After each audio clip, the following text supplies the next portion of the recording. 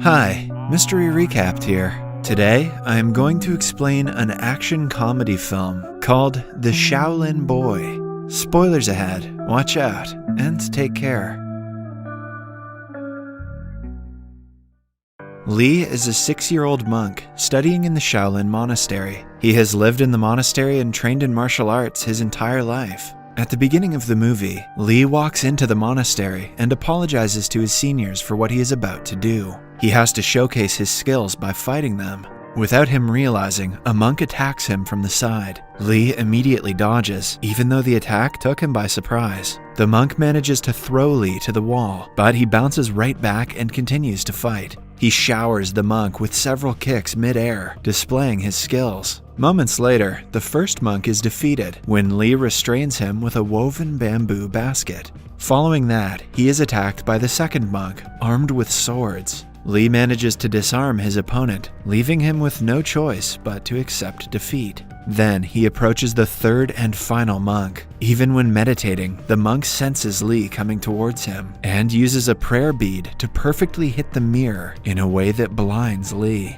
Then, in less than a second, the kid is picked up and thrown to the ground. The monk is about to win with the last blow, but Lee slides away and kicks him in the chest. The two battle, and in the end, Lee wins again. He bows to the shrine and walks outside, while his opponents bow to him as a sign of respect. The head monk tells Lee that he scored 88 out of 100 in the test, which is better than most students his age. Lee is about to go to a new school in the city as an exchange student. During his stay there, he is supposed to live with a family of 3, fathered by a great scientist who is close to the head monk. After wishing farewell, the kid leaves for the city, excited to meet new people. In the following scene, we are introduced to 15-year-old Feng, the chief of the Taekwondo club in his school. He has a 4th grade sister, Shan, who always cheers for her older brother and loves him dearly. The manager of the school Taekwondo club is Lan. She analyzes Feng's matches and gives him a summary of what he could have done better. Lan also seems to have a crush on him, but denies it when asked. Lan's brother Yu is a glutton who loves to eat more than anything in the world. The 4 of them live in the same neighborhood and are pretty close to each other.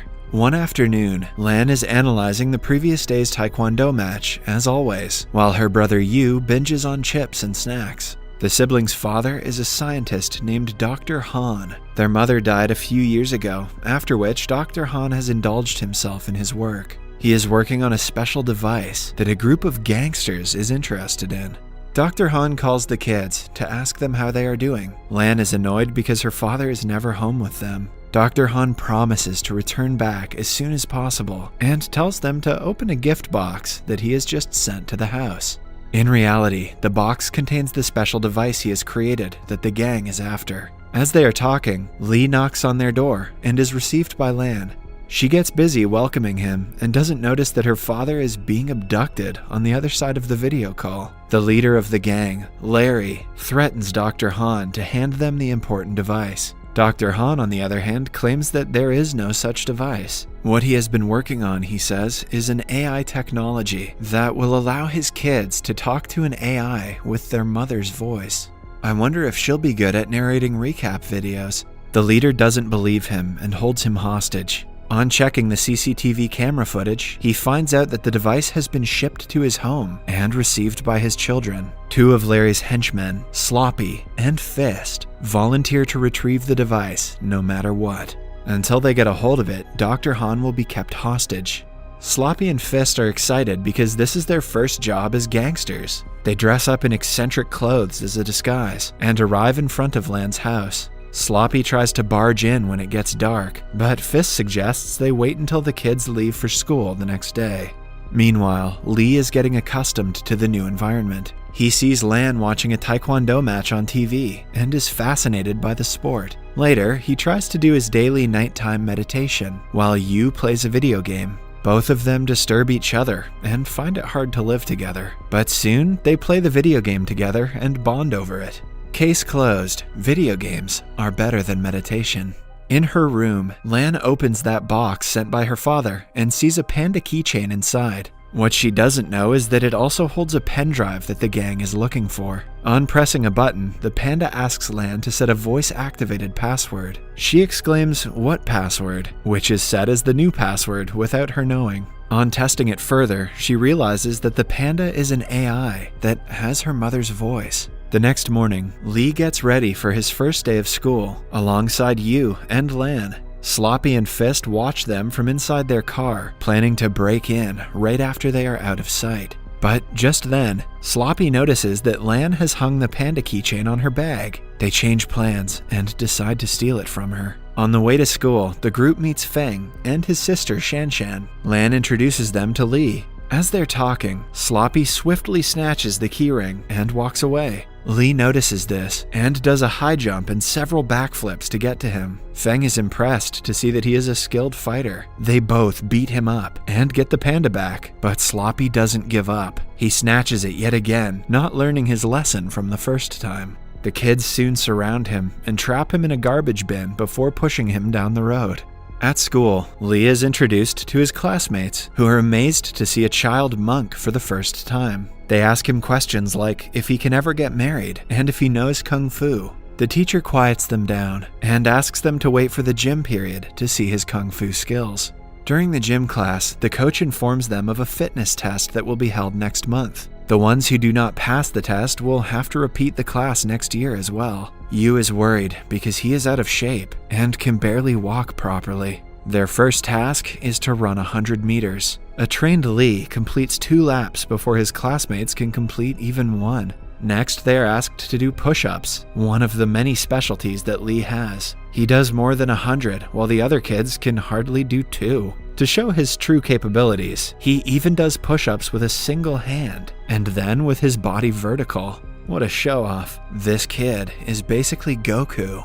Everyone cheers and praises him. Then, it is time for them to do high jumps. Elementary school high jumps are a piece of cake for Lee. However, Yu struggles and falls face down on the platform. Back in Dr. Han's lab, the gangster Larry has tied him to a chair and is hitting him with golf balls. To keep himself entertained, Dr. Han teaches him new techniques at his own expense. At night, Sloppy and Fist break into the house looking for the panda. Lee sees them and hides behind a stuffed toy to scare them. He troubles the rookie gangsters, but they soon see him and try to fight him.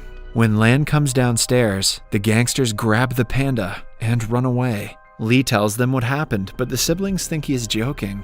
In the following scene, Sloppy and Fist are at the lab with golf balls in their mouths. It turns out that they accidentally stole a panda humidifier instead of the special device. They're putting goddamn pandas on everything these days. Larry has to sell the said device to his clients in 3 days, which makes him impatient. He uses Fist and Sloppy as golf tees to threaten them to complete the task quicker. The following day, after school, the group is watching Feng fight against an opponent. Yu and Shan Shan are talking about 2 ugly girls in the back of the bleachers. It turns out that the said girls are Sloppy and Fist in disguise. They eye the panda on Lan's bag and wait for the right time to retrieve it. Just then, Lee challenges Feng to a match, and everyone goes to the front to watch it. Behind them, the thugs try to take off the panda from the bag, but their wig gets stuck, making them struggle. As the intense fight continues, we see that Feng and Lee match in skills. It ends abruptly when both participants refuse to hit each other.